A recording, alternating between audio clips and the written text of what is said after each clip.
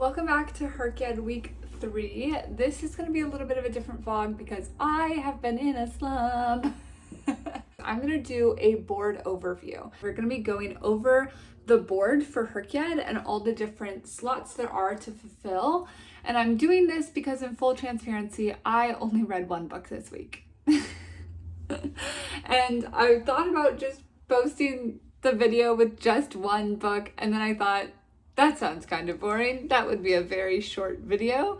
So I realized I could just take you through the board. I'm doing a modified version of HRCYED. I put in some of my own themes and spots for things that I really wanted to do. So not everything is true to Cordy's original HRCYED challenge. And if you want to know more about her challenge, I'd recommend going to her Canva webpage. I just knew for my lifestyle what I like reading.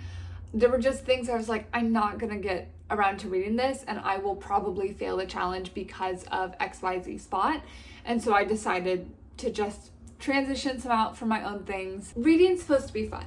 We do it because we want to learn things, we want to feel connected to concepts and people and characters and have a good time. Sometimes it's escapism. There are a whole bunch of reasons to read. Reading is not meant to be a chore. And so I really wanted to set myself up for success with this challenge and put in as many options as I could that were going to spark joy in me and really inspire me to read books that maybe I wouldn't have necessarily picked up, but books I'd still be excited to pick up. This is a HRCYED board. There are a bunch of different spots on it. Each spot has a different title, and then above the title, there's the number of books required to complete that mission. The first category is the favorites reread, and I am so excited about this category. It may be one of my favorite on the entire board. And I love rereading books. It's really sentimental to me. I love remembering where I was in my life when I read the book the last time. There are some books I read maybe once a year, such as The Guernsey Literary and Potato Peel Pie Society is one of my absolute favorite books. And there are other books that I will put off for years so that I can re-experience it fresh and have different points that I've forgotten about surprise me for another time. This category has 5 books that I need to fulfill to complete it. I have not done any on it yet, but I'm very excited to get into some of my favorite rereads. The next category is the A to Z challenge. This basically means that I need to read a book for every letter in the alphabet, and that either can be one word in the title or the name of the author, first or last. This challenge is, I think, the largest category with 26 books required to complete it. It's the second spot on our board. The third is blurbed books, and this is a fun option.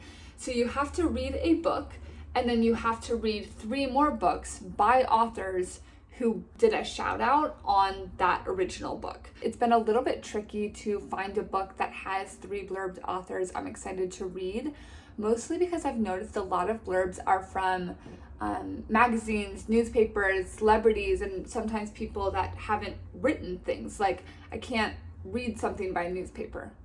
That actually is completely false because a newspaper is meant to be read, but a newspaper hasn't published a book. We knew what I meant and I over-explained, and sometimes that just happens. The next spot is the 5-star predictions spot, and I need to read 3 books that I expect to be 5-star reads for me. And I'm actually bummed I'm doing this now because at the start of the year, there were a bunch of books coming out in March, April, May that I was so excited to read. And I had 5-star predictions for a good number of them, and a good number of them were 5 stars for me. But I don't really know much about new books coming out this year. I really need to look at anticipated releases, to be honest. I might read some books from the backlist of authors I've really enjoyed. That could be a 5-star prediction. I'm not really sure which books I'll do, but I have completed one of this challenge and it was not, sadly, a 5-star. The next category is elemental books. This category is related to the cover of the book. So I need to have a book that represents earth, wind, fire, and water. And it needs to be a prominent feature on the book. The next category is the full book series. And this is a funny one because I don't know how many books I have to read for it. It has to be over 4 books or more. And I haven't picked which series, partially because I'm in the middle of a really long series. So I kind of want to finish that before I start a new series. And so this is just a question mark, but it's going to be 4 books plus. I have 7 book spots, but I can add more or remove based on which series I pick. The next spot is for small YouTuber recommendations, and these are books from booktubers that I follow and watch and enjoy and get recommendations from, and then reading books that they like because I don't know, I typically like what they like. I have read one book for this that will be in the next video posted. I did my very first one, and I'm excited to see which other books I'll read from different booktubers. If you have any booktubers that you really enjoy watching, please comment them below. The next option is the Around the World spot, and this is for books set in different continents. We have Africa, Asia, Australia, Europe, North America, and South America. And this can be a few different options. So it either can be translated, it can be set in that continent or region, or the characters can visit that spot. I did not include Antarctica because there aren't a ton of options for me with that, and 6 felt like enough to fulfill this category. So I currently have one book here, and I'm excited to plug in some more as we go. The next category is the last 10 years, and this means I need to read a book published in the last 10 years. And when I finish this challenge, it will be 2026. So I have 2017 to 2026, and I need to read a book published in each of those years for a total of 10 books to complete this category. The next spot is by the hundreds, and this is referring to the length of the book. So I need to read a book that is in the 100-page range, 200, 300, and all the way up to 700. If a book is 800, 900, or 1,000 pages long, I'm going to count that in the 700, so it's really a 700 plus category because I don't want to read an 800-page book and not let it count. The next spot is the debut book and/or author. I'm really excited to find new authors and find some I really enjoy. I read Passion Project early this year, which was a debut, and I'm excited to read more debuts in general. I think there are always authors who are on the rise and who are publishing interesting things I've not read before. So I'm only going to put one book here because there are so many books I want to read by authors who have a large backlist. The one after that is also a single book challenge, and this is called the Buddy Read Challenge. And I have a lot of reader friends, and so I want to pick a book and read it at the same time as my other friends, and I don't know, just enjoy it and hear their thoughts about it as we go. And I'm really excited to do that. I've never intentionally buddy read outside of like a really big book club, so this would just be like one friend, maybe two, and we all read it at the same time, and that just sounds fun and exciting to be able to talk about something when it's fresh for both of us. The next category is the Spell Your Name Challenge, and this is very similar to the Alphabet Challenge in that the title of the book or the name of the author must represent a letter in my name. So my name is Sarah's Basic, hence the Basics Basic. I need to complete 11 books for this challenge for it to be completed for all the letters in my name. The next category is the Animals category. So there needs to be a reference to an animal in a book for this to count. And it can't be a like offhanded joke. There needs to be a scene where that character is necessary or important to the plot, or it has some sort of involvement in the book itself. It can't just be like, oh, we walked by a zoo and then that counts. Like, there needs to be a story about the gorilla in the zoo that's doing the thing. We have 5 different categories for this: house pet, the exotic pet, the farm animal, the wild animal, and the zoo animal. The next spot I've actually already completed, and this was the graphic novel or comic book, and I did read a comic book in week 1 of this challenge. So that already has its star. It means this is complete, it's done, it's good to go. Next we have perhaps the most challenging category and spot on this board, and that is the monthly new release. So every month I need to read a book that has been released in the last 60 days, which is crazy. I'm in the middle of my July release. I'm just nervous. I want to make sure I get it done. I need to read the July release in July. This is the category that I could actually fail this challenge for. So this is the 12 books I have, and that will be updated as we go very slowly, and I'll be very anxious about it every single month to make sure I get a release. I don't know why, but a lot of my authors that I love publish in the spring or the winter. So I need to find new books that are coming out right now. I had a July book, but I don't even know what's coming out in August. So I need to go do some digging and see what there is to enjoy in August. The next spot is another one-off, and this is the bestseller in the year I was born. So obviously there are a lot of bestsellers. I have 2 different books I'm debating reading for this challenge, and both are books that have been on my TBR for years and years and years. And I don't know why, but I've put off both of them. One of them I have started and just didn't get into. I have so many friends who've told me this is one of their favorite books ever, so I feel like I need to read it. But when I have had something that I've been putting off for so long, I'm so hesitant to read it. And I know I just need to pick it up and I will enjoy it, but it hasn't happened yet. The next is nonfiction, so I need to read 5 nonfiction books.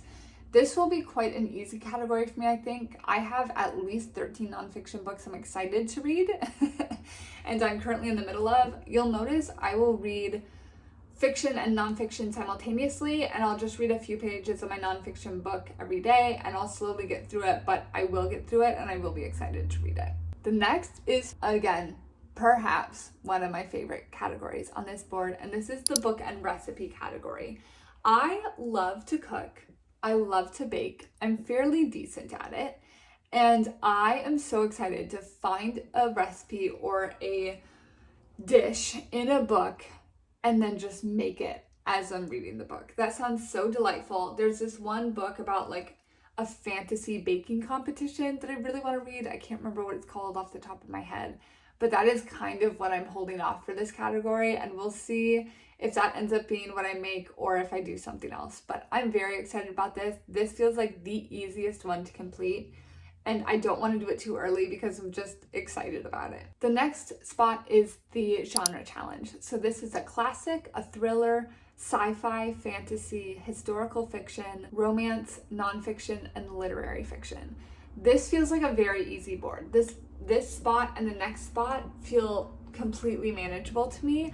I've already knocked off the category that I was the most nervous about, which was sci-fi. So everything else feels like something I would naturally read whether I was doing this challenge or not. So I'm not nervous about completing this. I'm very excited to see what I have next. I am nervous about the TBR sweep. Oh my gosh. So every month I do a TBR wheel of 6 books I want to read that month. I have occasionally completed all 6. It can't be said that I always do, but I try my best because usually they're books I'm excited about or books that I wouldn't necessarily have picked up but have been putting off for a while and want to.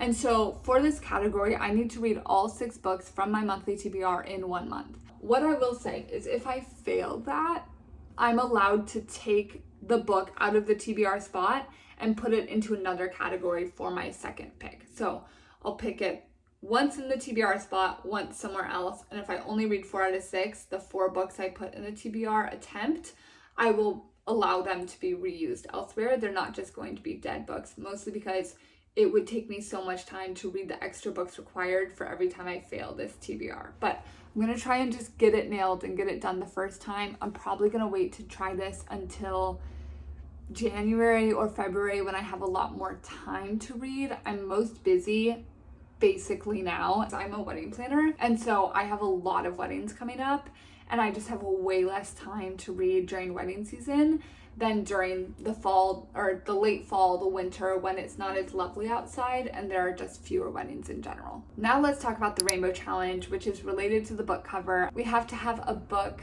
for each color on this chart. Brown is definitely going to be the hardest color for me. I have books already picked out for almost all of these challenges that feel like a really easy option to slide in. I read a book this week that had brown on the cover, but it wasn't the predominant color, and I almost put it in because I don't know what else I'm going to put in there, but I just couldn't do it because I knew it wasn't all brown. So if you have any brown covered book recommendations, I'm really at a loss, and thankfully I have a few months, so I'm hoping there's a new release or I've learned about a book that has brown predominantly on the cover. I think the only book I own that has a brownish cover is The Book Thief by Marcus Zusak, but this almost reads more yellow to me. Someone let me know, does this count as brown? It's kind of brown. This would be another book. It has brown on it, but this book reads blue to me. Is it brown? I don't know. It might have to be this book, but I don't know if that's brown enough. Apparently, I have never seen the color brown, and I don't know what it looks like. All that to say, I need a brown book recommendation because I'm a little bit stressed about it. Everything else on this board feels unbelievably easy, except for brown. The next category is the classic and the adaptation, and as we know from our last week's TBR spin, I picked Emma to be my classic to read. This is actually not the book I finished this week, so I need to keep reading and get this done. But it is the classic I've picked, and then I want to read Emma of 83rd Street as the adaptation for this. The next category is protagonist names you know, and this is really funny because I was reading a book about a month ago, and this character had the same name as my friend, first name, last name, and I did a double take. I was like, Isabella? What? What is happening right now? This really only refers to a first name because finding a first and last name of a character that's the same as one of the people I happen to know feels like way too difficult to determine, especially because a lot of fantasy books have made up names that no one I know in my personal life would actually have those names. So I'm counting it as just a first name, but it needs to be someone I am regularly in communication with and actively talk to, not just someone I met one time and I happen to know that their name's Sophie, if that makes sense. We have made it to the end of the board, and this category I'm also very excited about. I need to read a book that is set in the season I am currently living in. So it is summer. I read a book that was set in the summer. It was the most summery book ever, and I really enjoyed it. One Golden Summer. I read it in my first weekly vlog. And the next books I have are going to be autumn, winter, and spring. These feel like the most cozy books because there are books such as Beartown by Friedrich Bachmann that I really want to read, but I will not be reading that until it is winter and I am cozied up in a blanket with the snow falling outside my window. It just requires setting the scene to read the book, and this is exactly what this spot on the board is. As we look at the board, you'll notice that all of the spots are white. And then as I've been updating it, I've changed it to this little color gradient so that you can see it's partially completed. So the numbers at the top will change to say how many books I've read and then what the total amount required is. And then once I've started that, I'll color in the spot. And then once it's completed, I'll add the yellow star so that we know we have one spot done. And there are a bunch of different spots to fill. I'm really excited. Some people play this as a bingo board. You just need to get all across or all down or diagonal. I'm playing this as a bingo blackout, so I want to get every single spot. This week was not a good week for me. I did not read nearly enough, but that's okay. That's how it goes. So I'll be back next week with the book I read this week, plus the books I'm gonna finish this coming week, and I'll update the board, but I wanted to walk you through what the options were so you know when I'm flashing to this screen, this is what's on there and this is what it means. Thanks so much for coming with me this week. I'll be back with some more books next Wednesday.